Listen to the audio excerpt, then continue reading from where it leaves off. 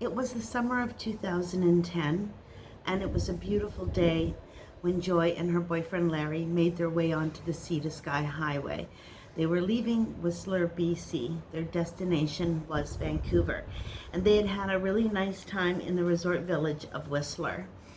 Sometime around 4 p.m., while still traveling on the Sea to Sky Highway, they were just coming up to the outskirts of Brackendale, BC, traveling along the top of the Chickamus Canyon, still heading south.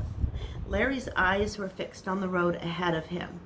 Joy, however, was enjoying the ride, gazing out the passenger side window, watching the trees and the rocks and all of the scenery for which the Sea to Sky is so well known for. They were about 1,000 feet above the river, and the sun was still high in the sky, so visibility was excellent. They had just come out of a curvy portion of the road, and for a short ways on the highway, there is a wall of rock on both sides of the road for a short distance.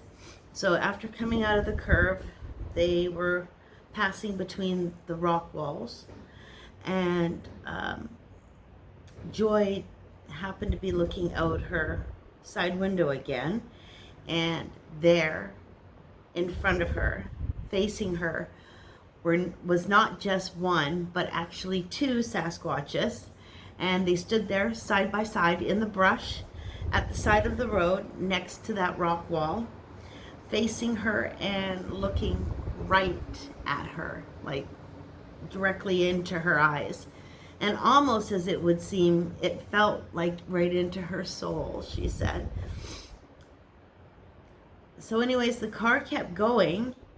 It didn't pick up or slow down in speed because Larry saw nothing. He was so busy just looking at the road directly in front of him, he didn't see what she saw. Joy yelled out, and she just said, "There's two Sasquatches right there. They were just looking at me right on the side of the road." And Larry was just like, no, that can't be. There's just like no way. And she said, "Yes, they were right there and they were looking at me." And then Larry didn't seem to want to stop or go back, turn around, maybe go see if they were there or if they were gone, if there was any evidence. He just refused. So they continued their journey south, their journey home. And yeah, she didn't say anything else. She felt shocked, stunned. She didn't know what to think. She knew she had seen what she saw, but Larry was completely, I don't know, just didn't believe her, just thought she was kidding. I don't know, thought that she was seeing something that wasn't there. So anyways, it's been 15 years, and to this day, she swears that she saw what she said she saw back there in the summer of 2010. When I pressed her for like some details and stuff, she was very forthcoming, and she said these creatures, they appeared to be between, it was hard to judge, she was sitting in the car, but it looked like maybe between 7 and 8 feet tall. They were dark. They seemed to have dark eyes. There was like a shadow sort of across their face. The face, from what she could see from the face or the bone structure in that few seconds, was something that looked prehistoric. So it did not look like modern man. It did look like something else, but yet human. I asked her if she could see any white in the eyes, and she couldn't tell me for sure. She said there could have been a little bit, but she said that now she can't say that for certain. She got a very strong feeling from their eyes. Like when they looked directly at her, she really felt that. And she did see the face, but she couldn't get a good look as to exactly whether or not there was any white in the eyes. What else did she say? I did ask her to see if she could classify, were these indeed people or were they creatures? And she said she can't classify them. She said they just seem to be somewhere in between. One thing that she talks about a lot is there seemed to be, when she saw their bodies, she said there seemed to be something about the hair that has a chameleon type quality to it. So in the way that when you take a chameleon and you put him in front of different colored backgrounds, he will start to change and take on that color. She had that sort of a feeling, not like a shimmering, but there was something about the hair, the fur, that was chameleon in nature. However, when I was writing this out, I did come across something about this exact spot, this particular area, and I was really shocked and surprised, and I found it so interesting.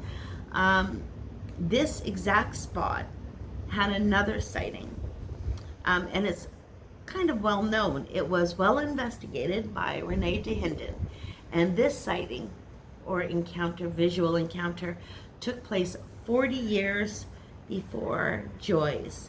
So Joy's sighting took place in 2010, and this other sighting actually took place in 1971. And I'll touch on that. There was a BC Department of Highways worker. His name was Bill Taylor. He drove that exact stretch of road very often because that highway going from Vancouver to Whistler was very new. So they had just laid that road. They had just put that road in 3 years earlier. And now they were extending the road from the village of Whistler over to Pemberton. So he had to travel that road several times because he was kind of partly in charge of that highway being installed there. So anyways, he was coming up to that exact same spot one day in 1971. He had just gotten up to that spot and he saw a Sasquatch on the side of the road. And then, of course, naturally, he slowed down, and then it stepped out, and he stopped. And it walked in front of his vehicle. It stopped, and it looked right at him. It looked right into his eyes. And it continued to walk on two legs across the highway in front of his car, and then got to the other side and went down into the brush. And he said it was auburn, brownishy auburn in color. It was approximately 30 to 50 feet in front of him when it walked in front of his car. So 30 to 50 feet, that's not that far. He was able to get a fairly good look. He said it sauntered, and it didn't go down to all fours. It stayed on 2 feet. And an interesting thing that I did a little bit of research on, I had to go into some old records and see if I could find out when the different electrical towers were put in. They are using those, the path of those electrical transformer towers as their little mini highway to travel and to easily get from one area, I guess, to the other. And that must have been what they were doing back then, and it appears to be probably what they're doing to this day, and that's why these sightings are in pretty much the exact same spot. So I guess these are the descendants, the two that she saw in 2010. would have been the descendants, possibly the children or grandchildren of the Bigfoot sighting that the gentleman had in 1971 that was investigated by Renee DeHinden.